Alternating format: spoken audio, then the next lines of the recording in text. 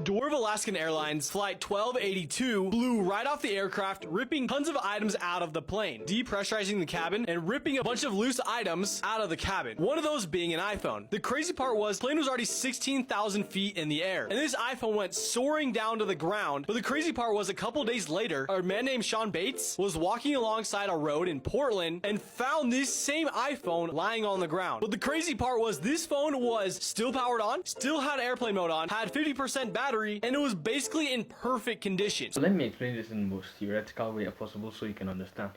Let's say this is a phone. It's flat, it's wide, and it's thick. That phone fell from a plane 16,000 feet in the air. Well, let's say the phone is falling down.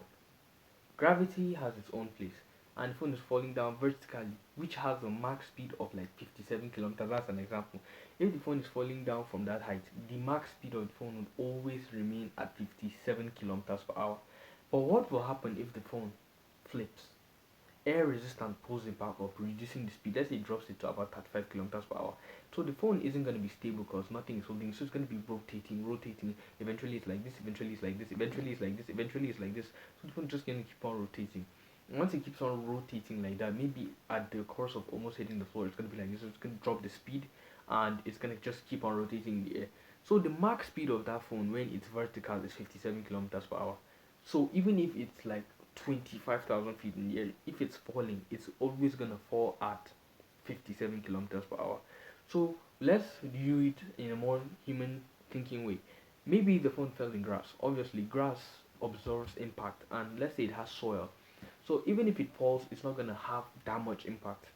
And the phone brand or the case brand was just like, fine, if our case was on the phone, why don't we use it to make some money?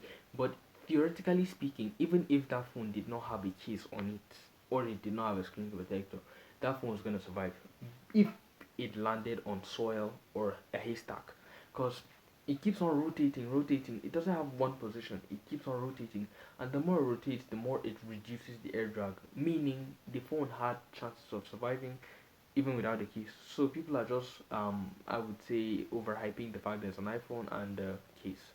It's just pure science, nothing special there. Another thing to consider about the phone is the weight.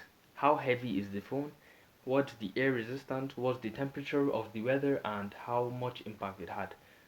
If you think it's absurd, imagine picking up an ant.